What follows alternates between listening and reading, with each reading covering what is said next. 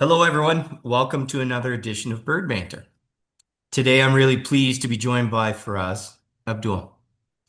Based in Trinidad and Tobago, Faraaz is a wildlife photographer, author, birding guide, and conservation advocate whose work is rooted in sharing the richness of Caribbean bird life. Through his tours, photography, and storytelling, he helps people connect with birds in meaningful ways that support both appreciation and protection. He is also Feather Friendly Strategic Avian Conservation Partner in Trinidad and Tobago, helping advance bird safe design and conservation awareness across the region. So welcome, Fraz. Thank you very much, Paul. It's a pleasure to be here and very much appreciate you all having me here.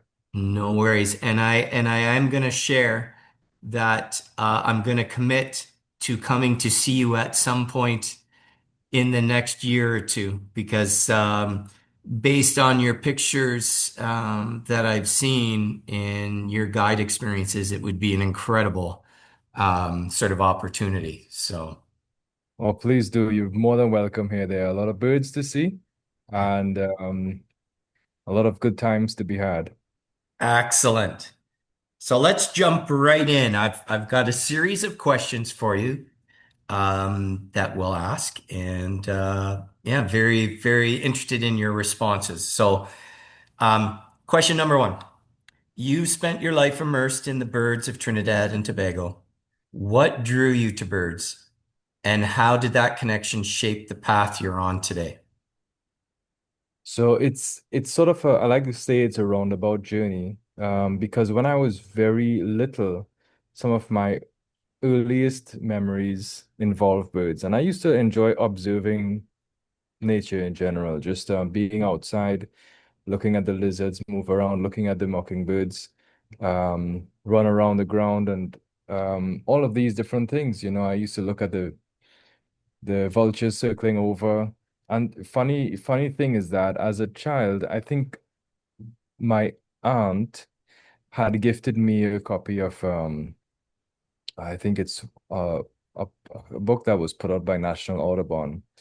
So I was pouring through those pictures and eventually ended up being very familiar with North American birds. So I was able to know what a barn owl was, a pygmy owl. I knew things like black and turkey vultures. I could have separated them and ID'd them from distance. And it's yeah, I was always drawn to them, birds in particular. I think because as a little boy, I love dinosaurs, and who didn't, right? Exactly. And I remember looking at the feet of the T-Rex in the books, and looking at the feet of the birds that were around, and I remember seeing this similarity, and I'm thinking, well, all right, this is cool. But then, you get older, and academically, I began a different journey. So I stopped doing any kind of biology at I think 13 years old, and I ended up graduating with a whole degree in electrical engineering that I didn't really want, and ending up in a career that was not really my desire sort of led me on a soul searching journey. And I remember being out, I used to work on the industrial port in Trinidad, and that's on the West Coast. And on the West Coast was historically not really a dumping ground, but a, the place where a lot of silt was deposited from the Orinoco. Because Trinidad was once part of South America, and the Orinoco Delta used to flow across Trinidad.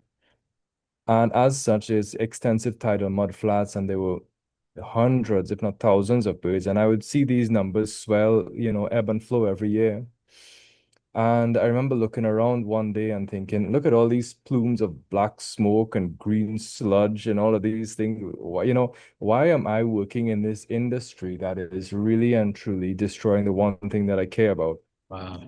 And, that realization was a huge part of me making a conscious decision and saying that I want to make birds and their welfare and the conservation of the natural world something that is central to my life, because we only pass this route once, right? So better make it count.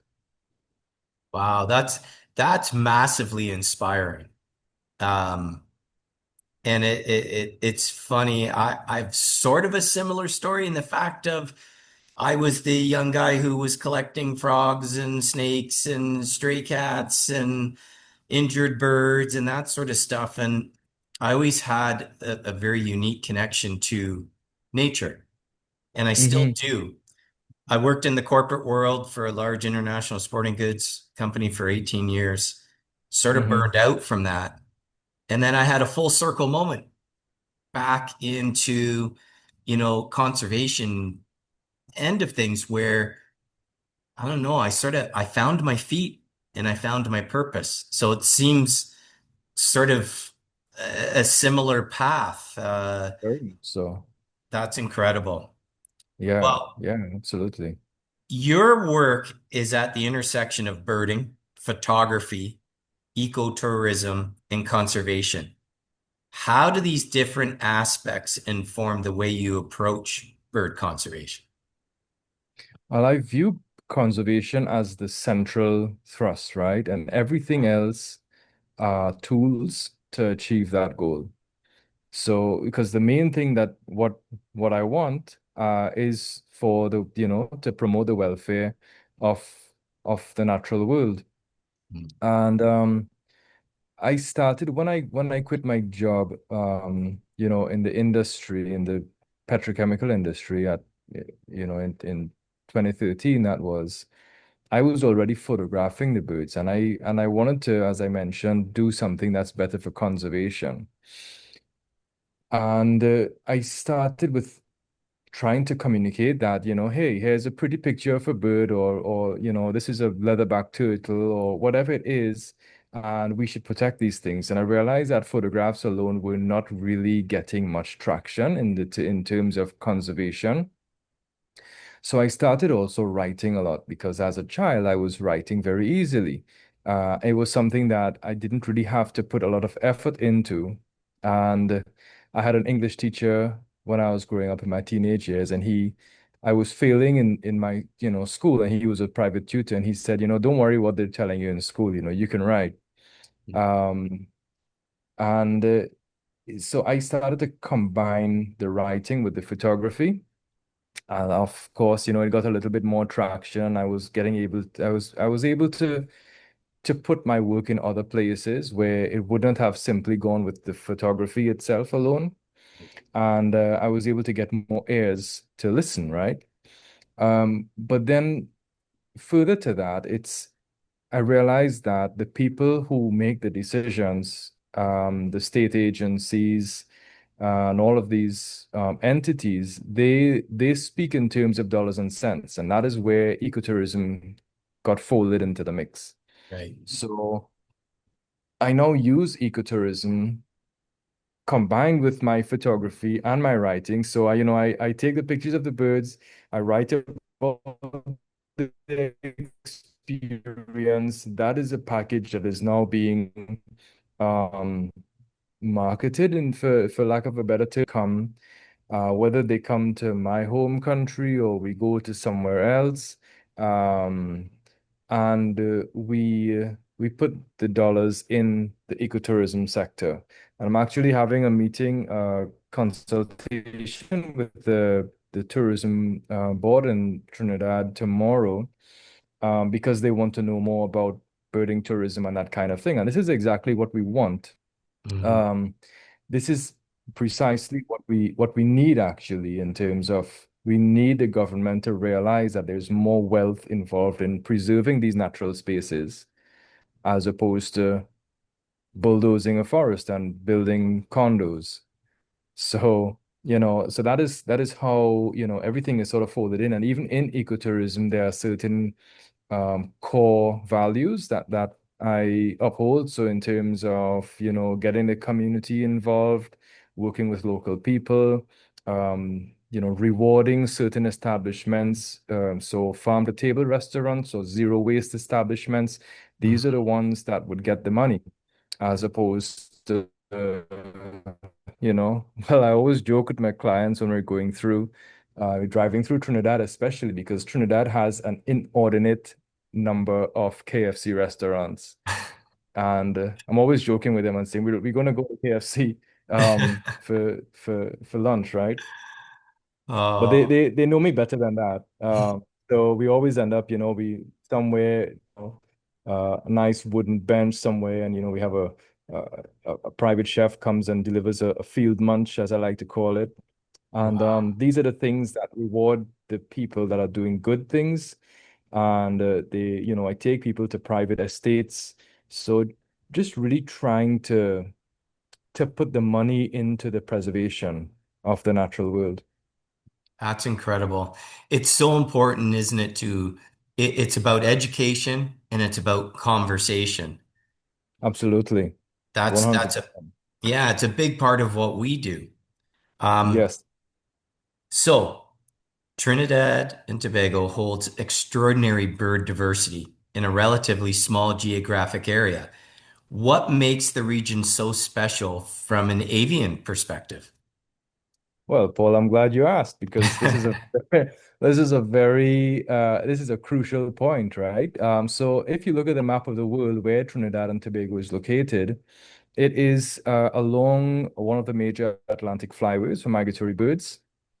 It is um, it is almost on the equator. It's just about 10 degrees north of the equator.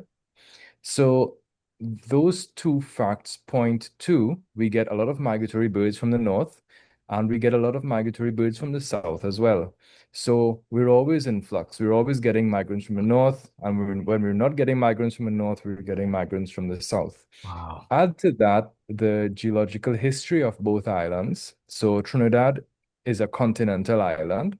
Yeah. It was part of the South American mainland up until the end of the last ice age.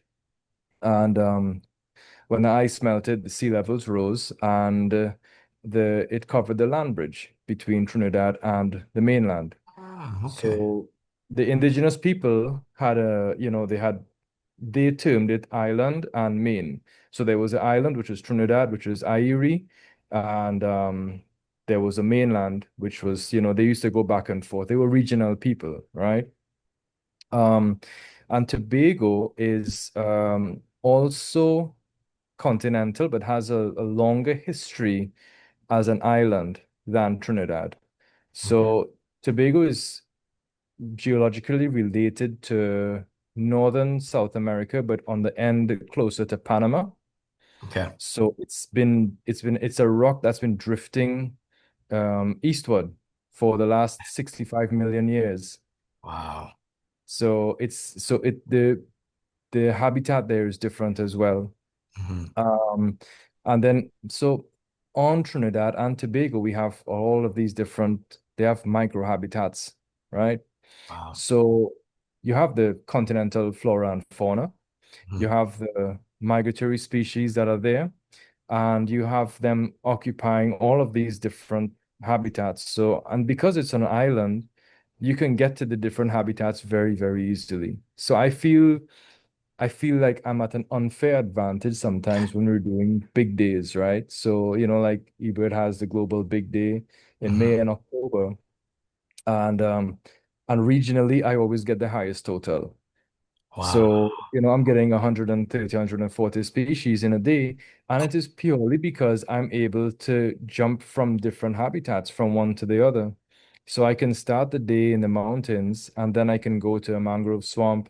I can touch some farmland or scrub habitat, and then I can end the day in some lowland forest. That's a, a number of different habitats all in one day. They're so close. In other places, like, you go to a place that has another set up the same habitats like Brazil or Guyana or something like that.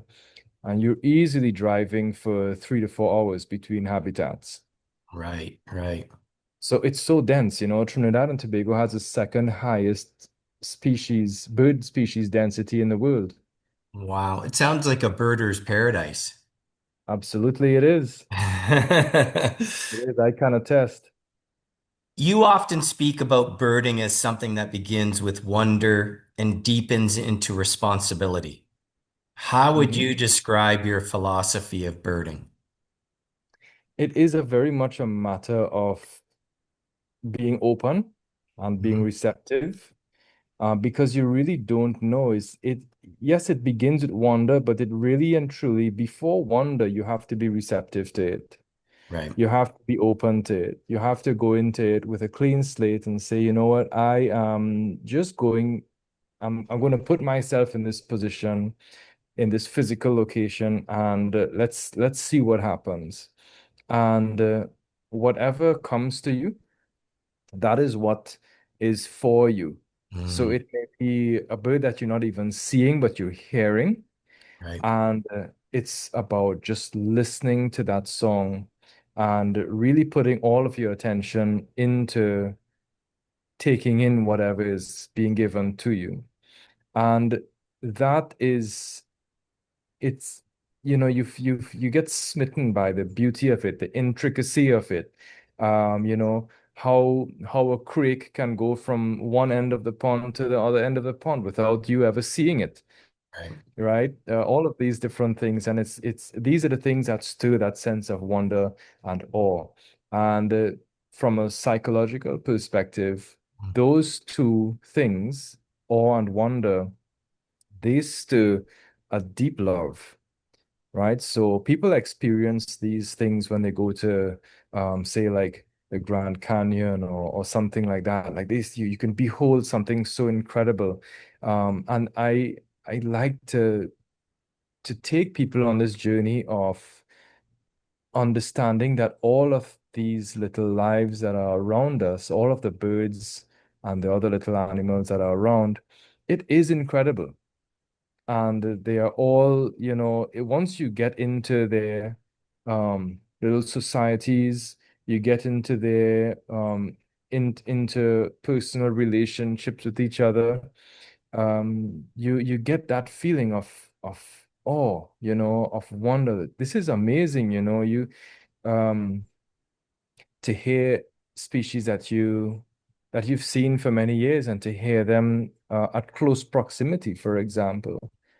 You hear noises and sounds that you never heard before. You So, yeah. Sorry, I was just gonna say your answer and the way you explained all that, I had this level of calm come to me.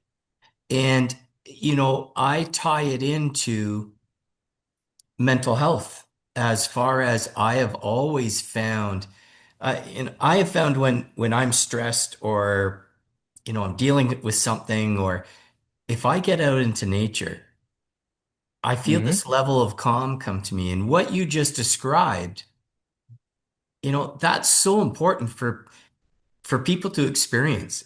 If you don't Yeah. experience something like that, it's almost like you're not living your life to the fullest because there's so much greater um, experiences like that to Hmm. have Oh, that yeah. enrich your body, enrich your soul. Yes, 100%. I mean, it's proven. There are Yes. studies now and say, well, okay, well, hearing bird song reduces your stress levels. These Yeah. are very, very simple and easy things for anyone to do.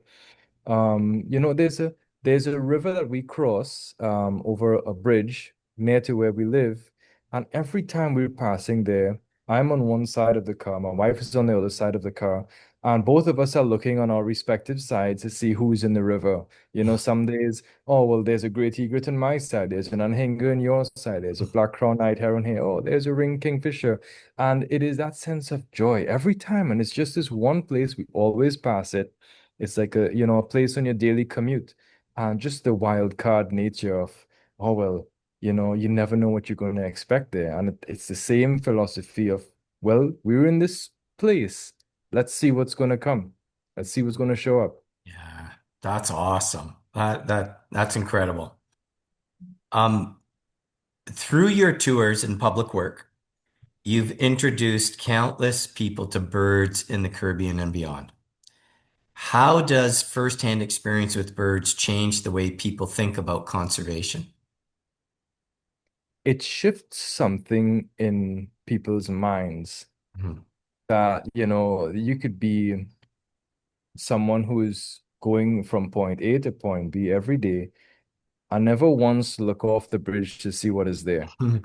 Right, But the moment you start doing that and you realize that every day there are these animals that live there that depend on the waterway, right, then it gives you a certain sense of awareness of the importance of the waterway. right, So it's that the knowledge of that interconnectedness and everything, and oh well, this is actually a life, this is something that needs this place just as much as we do. right, right.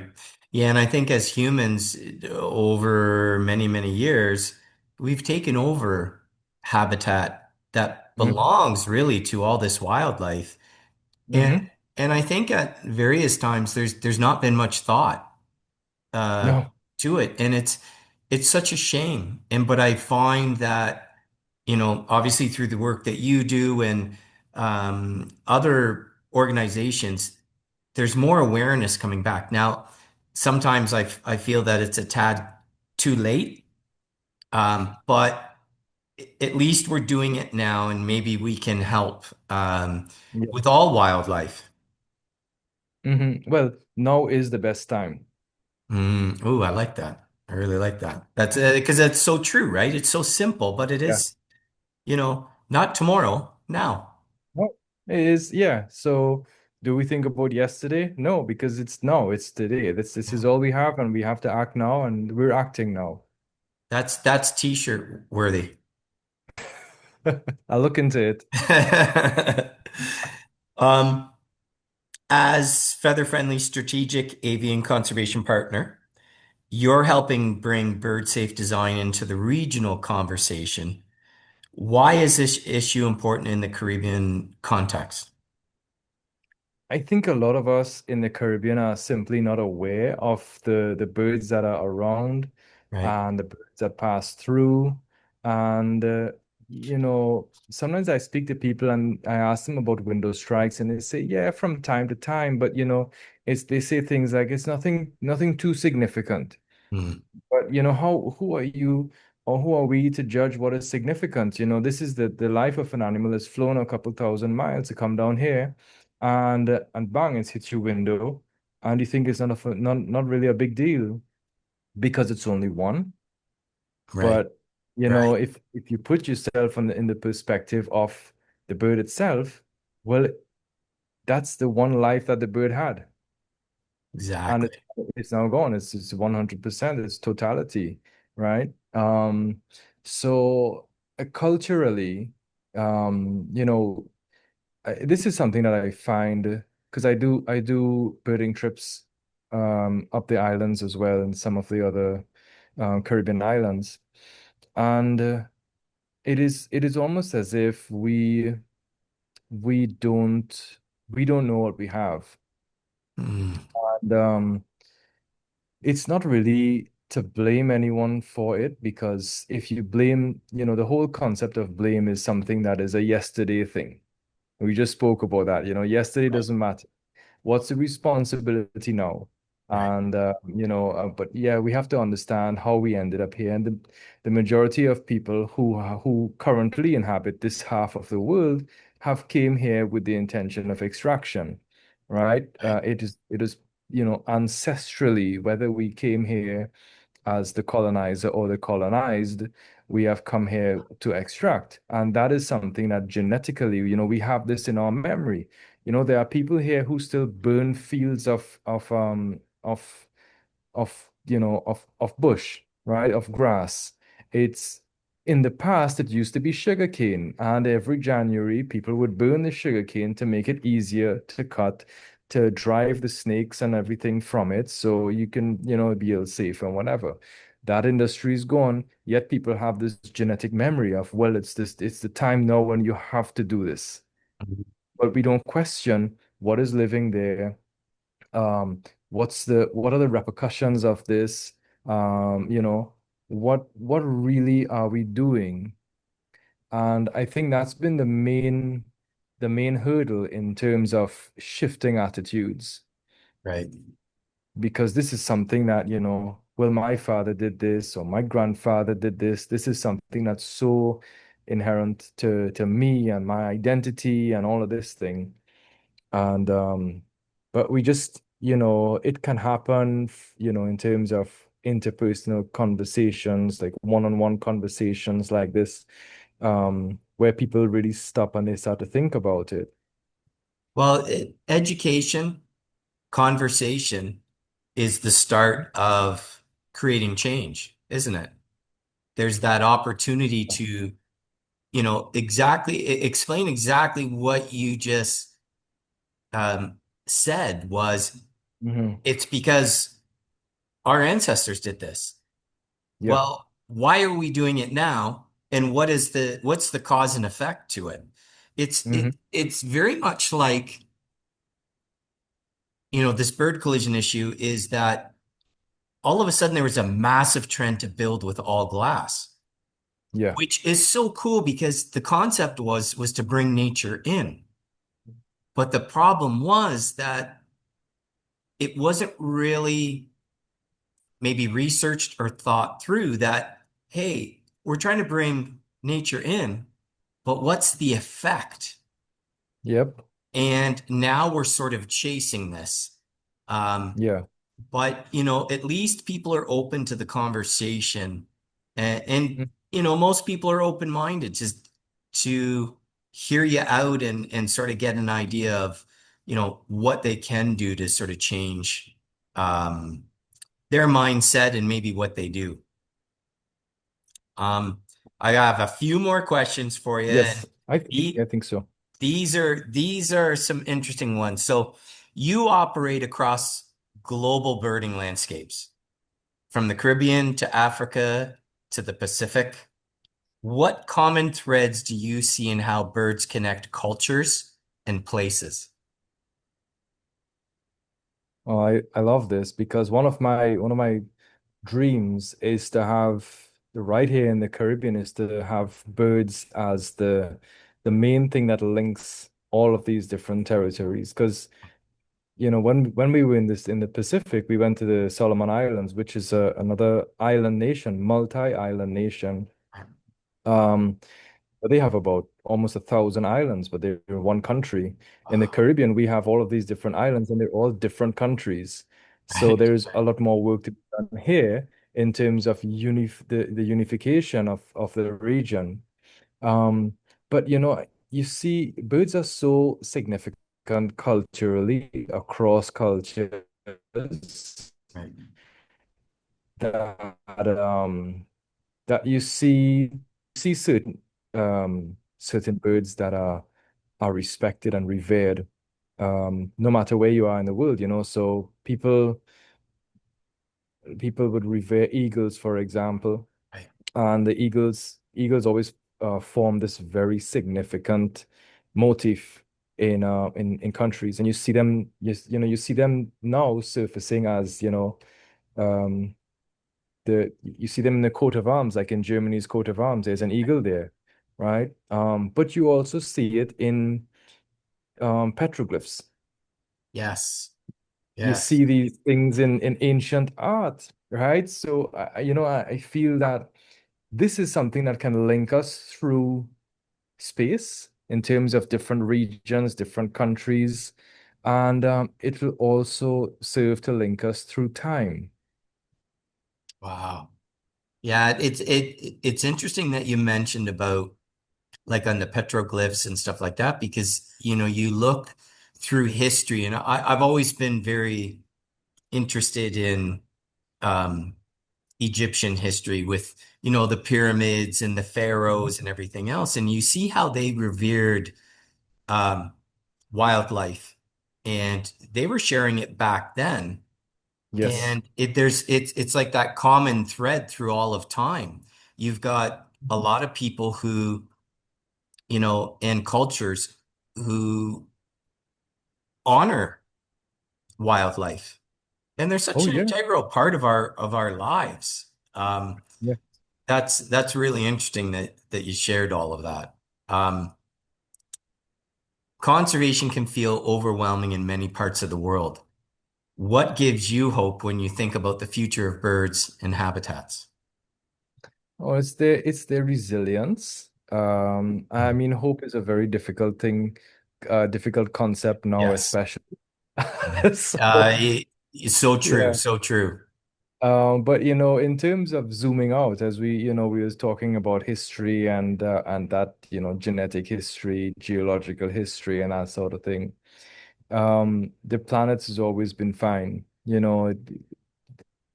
She goes through things now and again, but life is something um, that occupies and transmogrifies and goes through different things, right? So um, my sense of hope is really and truly tied to the fact that all things are alive, whether we're thinking about the birds that we see, or the trees that they land on, or the soil that the trees are growing in, or the air that's around, or the water, all of these things, everything is alive.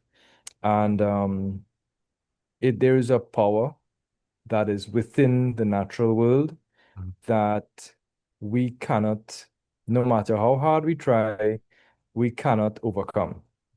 Right. So that is my insurance in that sense. Like if we are straying very, very far, we are toying with disaster on many levels at the current Yes. moment in time.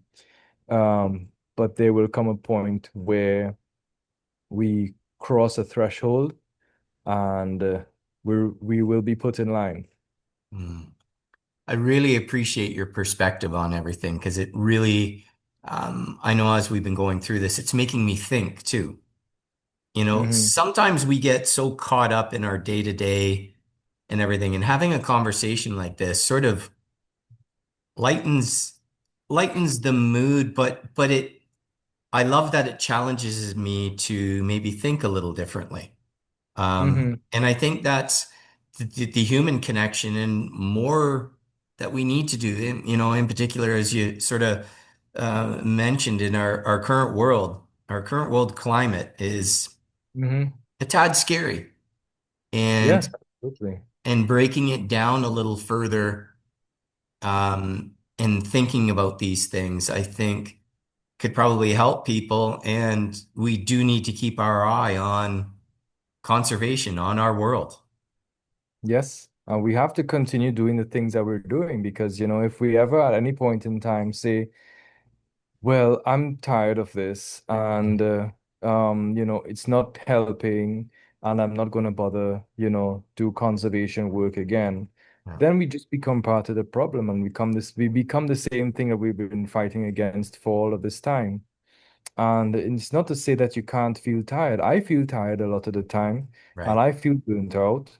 And I feel that eco grief and eco depression that, well, we're not doing enough and the species are vanishing and all of this thing. Um, but it's it's sometimes we have to take a deep breath. We also have to make sure we can find our community, and that's why conversations like this, it's so important and essential because we have to build our communities across the world of people who actually care, who can care for each other, who we can put around our colleagues and say,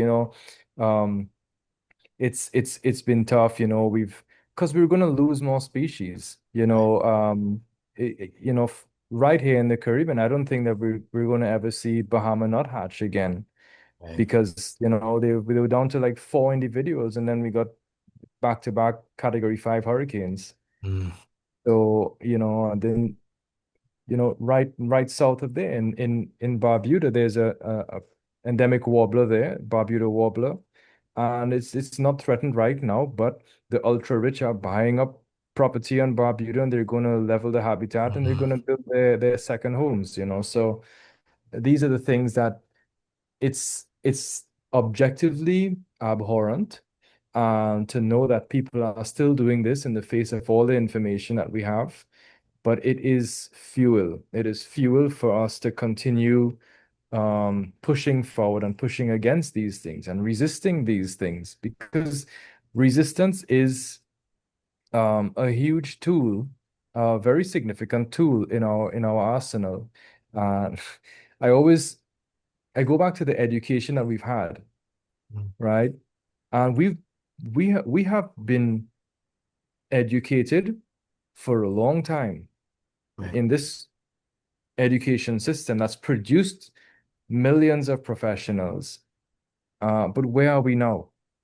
We're Mm. not in any other better position. We're in a worse position than we were, 30 or 60 years ago. And people are more educated. They have more degrees. But what are we doing with it? So we have to also fundamentally look at that system and say, you know what? We have to change something. We have to resist this push to become, instruments of capital, Right. right? That is essential for us to move past this. We have to move past the commodification. We have to move past the consumerism, right? We have to move past all the buzzwords and all of these things. But to do that, we need to spend the time in nature. Yeah, I can tell you that's brilliant messaging because it that resonated so much with what you shared. You know, the fact that we're more educated and we've got more technology, Hmm. but we're worse off, in my opinion. Like Yeah, it actually doesn't really make sense to a certain degree, but that messaging is brilliant. And again, I really appreciate your perspective and your thoughts because I know for me, it's making me question some things and think about some things further. So mhm. um, I I greatly think we appreciate. should. Yeah, yeah, and I greatly appreciate your time today. I Thank you appreciate for you answering our questions and making us think a little more. I think we need to have a mass questioning of things, Yeah. you Well, know? one of the things is it takes a village, right? And you had said about Hmm. building these communities that maybe have like-minded people, and all the work we do is based on it takes a village because it's not Yep. necessarily us directly. Like, for instance, for you, your boots on the ground there. I'm not. I could never speak to or reach people that you're reaching. So Hmm.